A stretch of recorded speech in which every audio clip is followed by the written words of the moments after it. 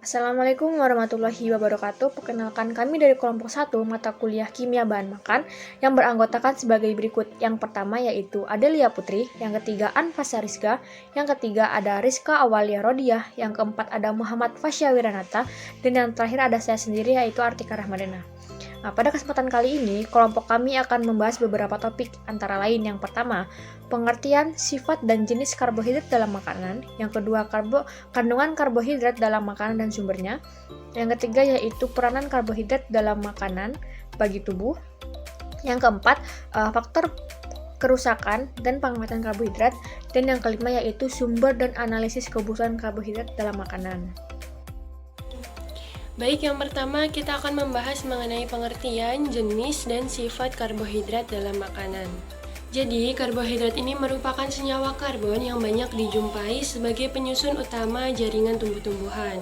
Nama lain dari karbohidrat itu adalah sakarida yang berasal dari bahasa Latin sakharum yang berarti gula. Jadi, senyawa karbohidrat ini merupakan polihidroksialdehida atau polihidroksiketon yang mengandung unsur-unsur karbon, hidrogen, dan oksigen dengan rumus empiris total CH2ON. Jadi, pada umumnya karbohidrat ini merupakan zat padat berwarna putih yang sukar larut dalam pelarut organik tetapi larut dalam air, kecuali untuk beberapa sakarida. Nah, sebagian besar dari karbohidrat dengan berat molekul yang rendah ini akan manis rasanya, sehingga karena itu juga digunakan istilah gula untuk zat-zat yang tergolong sebagai karbohidrat. Kemudian yang kedua adalah jenis-jenis karbohidrat. Jadi pada dasarnya karbohidrat itu terdiri dari dua jenis. Yang pertama adalah karbohidrat sederhana dan karbohidrat kompleks. Yang pertama adalah karbohidrat sederhana. Jadi karbohidrat sederhana ini merupakan suatu senyawa yang dapat dicerna dengan cepat oleh tubuh untuk dijadikan energi. Jenis molekul gula yang satu ini biasanya ditemukan secara alami dalam berbagai makanan seperti buah-buahan, susu, dan produk olahan susu. Selanjutnya yang kedua adalah karbohidrat kompleks, di mana karbohidrat kompleks ini adalah jenis yang terdiri dari molekul gula yang terhubung menjadi rantai panjang dan rumit. Nah, jenis dari karbohidrat kompleks itu ada yang pertama ada pati. Tubuh biasanya memerlukan waktu yang lebih lama untuk memecah pati, sehingga pati termasuk ke dalam karbohidrat kompleks. Selanjutnya adalah serat, jadi fungsi dari serat ini adalah untuk mengatur gula darah, menurunkan kolesterol, membuat merasa kenyang lebih lama. Nah, sumber makanan yang berserat antara lain adalah buah-buahan, sayuran, kacang, dan polong-polongan, kacang dan biji-bijian, serta produk dari gandum utuh. Yang selanjutnya adalah pengelompokan karbohidrat. Jadi yang pertama ada monosakarida. Nah, monosakarida ini merupakan jenis gula yang paling sederhana dan terdiri dari molekul tunggal. Contohnya adalah glukosa, fruktosa, dan galaktosa. Yang kedua adalah oligosakarida. Jadi oligosakarida ini merupakan polimer dari monosakarida, terdiri dari 2 sampai 10 monosakarida dan pada umumnya ia akan larut dalam air. Oligosakarida dengan 2 molekul disebut dengan disakarida, dengan 3 molekul disebut trisakarida, sedangkan dengan 4 molekul disebut tetrasakarida dan seterusnya. Contohnya adalah maltosa, sukrosa, dan laktosa. Selanjutnya, kelompok yang ketiga adalah polisakarida. Jadi serangkaian monosakarida yang membentuk polimer ikatan glikosidik ke rantai panjang itu akan membentuk suatu molekul baru yaitu polisakarida. Nah, biasanya polisakarida ini terdiri dari lebih dari 10 unit monosakarida. Contohnya adalah pati, selulosa, dan glikogen. Selanjutnya adalah sifat-sifat dari karbohidrat. Yang pertama, monosakarida. Jadi monosakarida ini bersifat yang pertama mempunyai rasa manis, kemudian larut dalam air, bersifat optis aktif, dan bersifat sebagai gula pereduksi. Kemudian yang kedua adalah disakarida. Disakarida bersifat yang pertama mempunyai rasa manis, larut dalam air, terhidrolisis menjadi 2 monosakarida sejenis ataupun berlainan jenis, dan ada yang bersifat sebagai gula pereduksi dan ada juga yang bukan sebagai gula pereduksi. Sifat-sifat karbohidrat berikutnya yaitu adalah sifat polisakarida. Polisakarida bereaksi dengan larutan iodium memberikan warna biru karena adanya amilosa yang terkandung di dalamnya. Kemudian berikutnya pada hidrolisis dengan asam encer, mula-mula akan terbentuk dekstrin. Kemudian untuk hidrolisis sepenuhnya akan menghasilkan glukosa. Berikutnya adalah sifat glikogen. Glikogen bereaksi dengan iodium memberikan warna merah. Kemudian glikogen mereduksi larutan Fehling. Glikogen itu larut dalam air dan pada hidrolisis dengan asam terbentuk dengan glukosa, sedangkan dengan hidrolisis dengan enzim diastase itu akan membentuk maltose. Berikutnya adalah sumber-sumber karbohidrat. Makanan yang mengandung karbohidrat yang pertama itu adalah nasi putih. Makanan ini dikonsumsi hampir oleh seluruh masyarakat Indonesia sebagai makanan pokok. Dalam 180 gram nasi putih terkandung 50 gram karbohidrat. Berikutnya ada nasi merah. Sama dengan nasi putih, nasi merah dikonsumsi sebagai makanan pokok sebagian orang di Indonesia. Kandungan karbohidrat di dalam nasi merah tidak sebanyak di dalam nasi putih. Dalam satu cangkir nasi merah terkandung 36 gram karbohidrat. Sumber karbohidrat berikutnya adalah ubi jalar. Ubi jalar dalam satu buah ubi jalar ukuran sedang itu mengandung sekitar 23,61 gram karbohidrat. Sumber karbohidrat berikutnya ada jagung yang dalam 100 gramnya mengandung sekitar 25 gram karbohidrat. Selain yang sudah saya sebutkan sebelumnya, beberapa buah-buahan juga bisa digunakan sebagai sumber karbohidrat, di antaranya ada pisang dan apel. Kemudian kacang-kacangan juga bisa menjadi salah satu sumber karbohidrat seperti kacang merah, kacang tanah, dan lain-lain. Berikutnya bersamaan dengan umbi-umbian, kentang juga termasuk sebagai sumber karbohidrat yang sering dikonsumsi oleh rakyat Indonesia. Kemudian oat juga menjadi salah satu sumber karbohidrat yang bisa dikonsumsi, dan juga selain itu berikutnya adalah peranan karbohidrat dalam makanan bagi tubuh manusia. Karbohidrat berperan sebagai sumber tenaga utama bagi manusia, sebagai zat tenaga untuk metabolisme, pertumbuhan, dan pengaturan suhu agar manusia dapat melakukan aktivitas fisik sehari-hari. Manusia membutuhkan energi. Energi ini diperoleh, salah satu sumber utamanya adalah karbohidrat. Karbohidrat merupakan salah satu zat gizi makro. Karbohidrat ada yang dapat dicerna.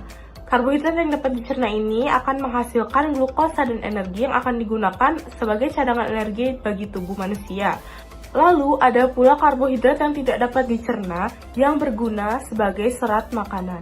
Selain sebagai sumber energi pertama, karbohidrat juga berguna untuk melengkapi kebutuhan kalori manusia dalam sehari-hari. Kalori yang berasal dari karbohidrat itu lebih sedikit dari jumlah kalori yang didapatkan dari lemak dalam jumlah yang sama. Yang keempat yaitu faktor penyebab kerusakan dan pengawetan karbohidrat. Yang pertama yaitu faktor penyebab kerusakan karbohidrat.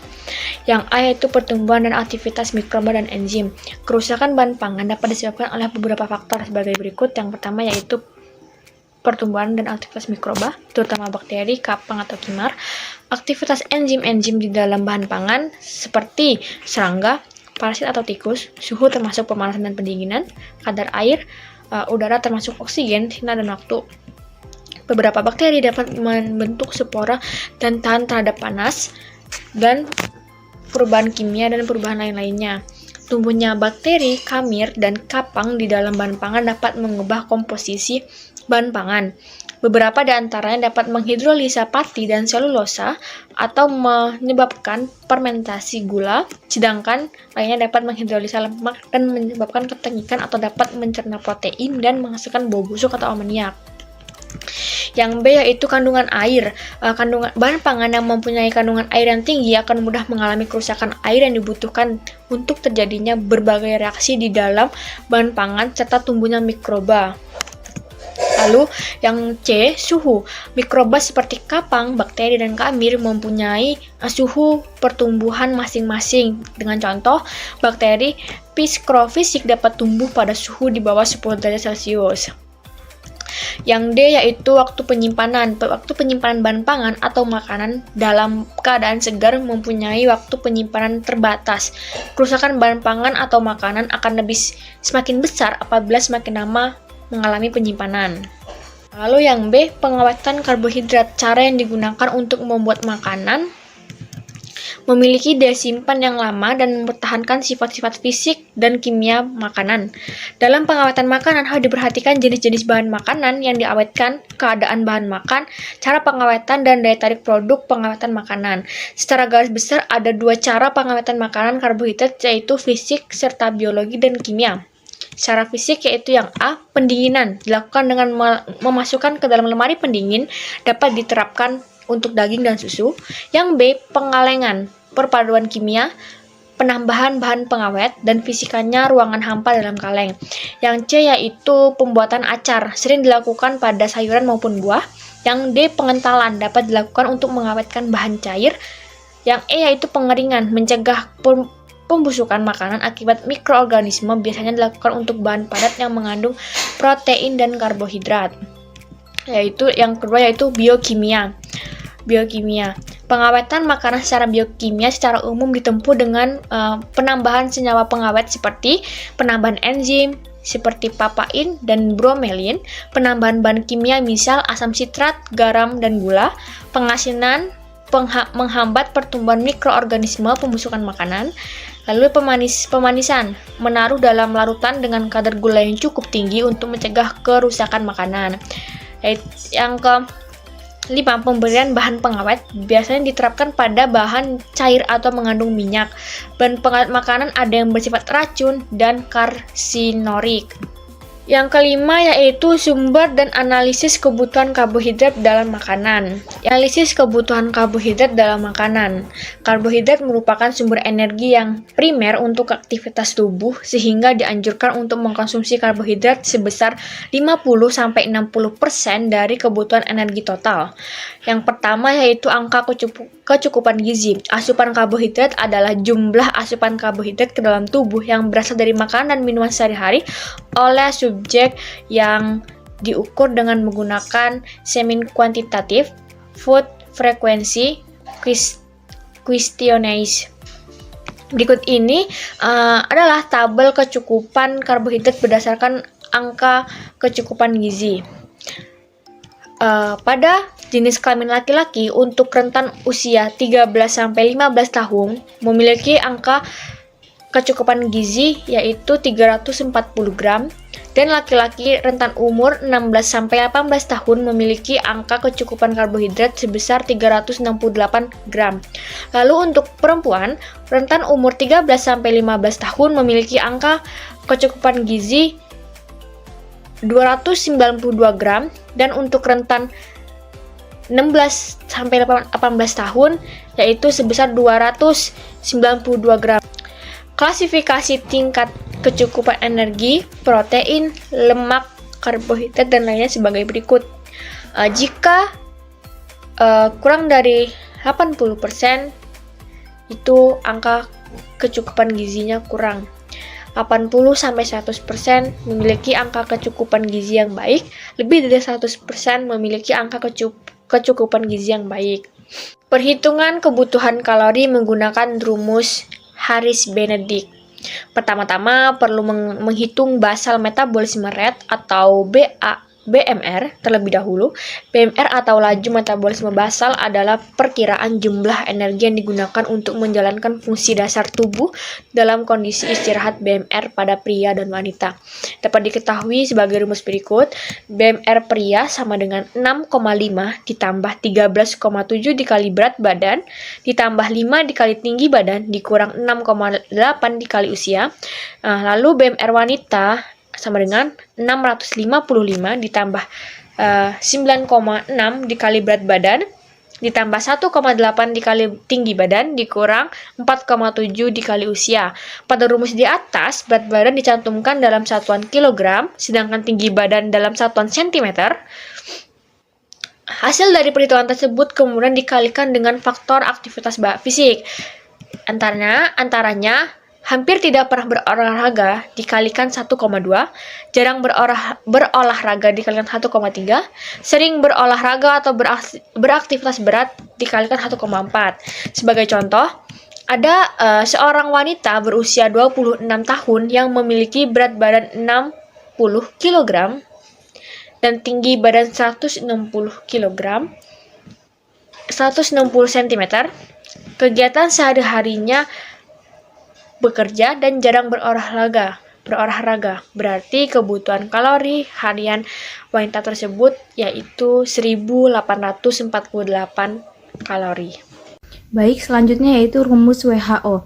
Rumus WHO lebih sederhana dibandingkan rumus Harris-Benedict. Rumus ini tidak memperhitungkan tinggi badan, melainkan dibagi berdasarkan kategori usia. Sebagai contoh, untuk mencari kebutuhan energi seorang wanita berusia 18-29 tahun, digunakan rumus 14,7 dikali berat badan dalam kilogram ditambah 496. Sementara untuk mencari kebutuhan energi pria usia 18-29 tahun, digunakan rumus 15,3 dikali berat badan dalam kilogram ditambah 679. Hasilnya kemudian dikalikan dengan faktor aktivitas fisik seperti pada rumus Harris-Benedict. Kebutuhan karbohidrat adalah sebesar 60-75% dari kebutuhan kalori total. Karbohidrat sebanyak 1 gram setara dengan 4 kalori.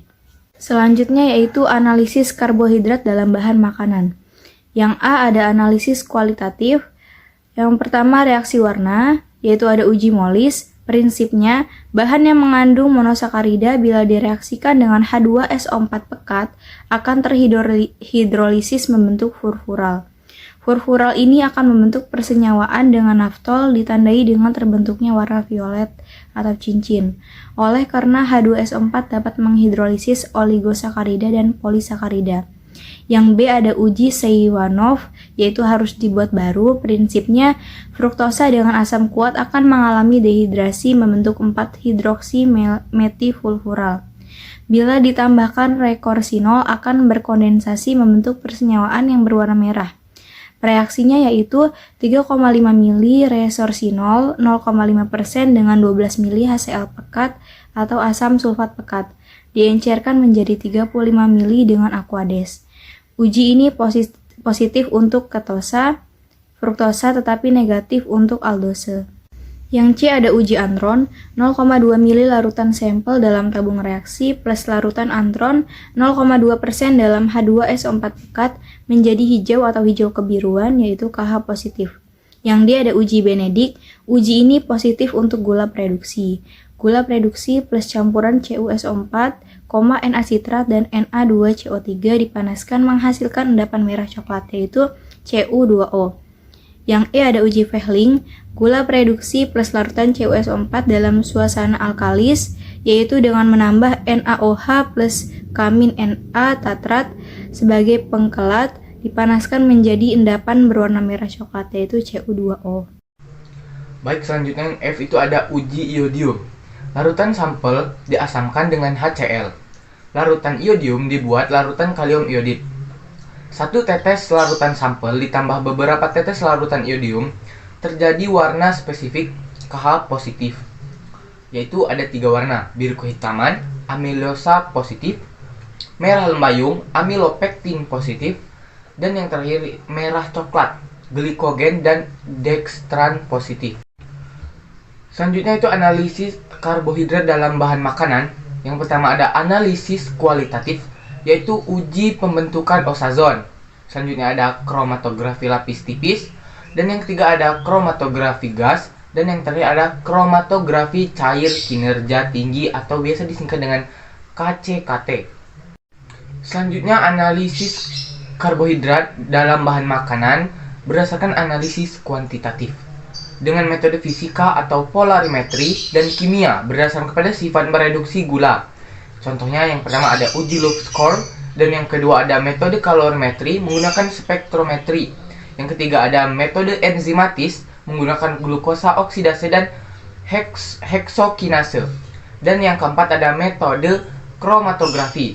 Beberapa metode yang digunakan yaitu KLT, KCKT, KG, dan elektroforesis. Adapun cara penghitungan kasar yaitu proximate analysis atau karbohidrat by difference.